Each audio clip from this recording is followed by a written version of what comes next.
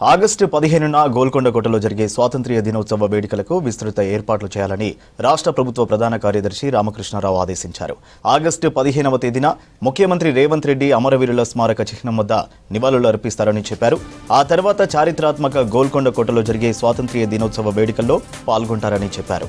Traffic ఎలాంటి అంతరాయం కలగకుండా రూట్ మ్యాప్ను సిద్ధం చేయాలని, భద్రత ఏర్పాట్లు, ట్రాఫిక్ నియంత్రణకు తగిన చర్యలు తీసుకోవాలని అధికారులకు సూచించారు.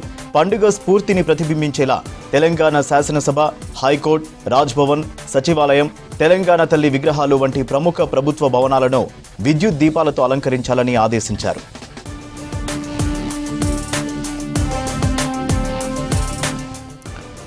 గోల్కొండ కోటలో జరిగే అధికారిక వేడుకల్లో భాగంగా రాష్ట్ర వారసత్వం, దేశభక్తిని ప్రదర్శించే సాంస్కృతిక కార్యక్రమాలను నిర్వహించాలని సాంస్కృతిక శాఖను ఆదేశించారు.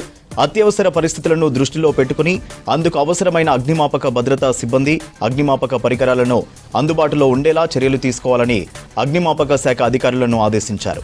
స్వాతంత్ర్య దినోత్సవ వేడుకలకు ఎలాంటి విద్యుత్ అంతరాయం కలగకుండా నిరంతరం విద్యుత్ సరఫరా ఉండేలా చర్యలు తీసుకోవాలని చెప్పారు.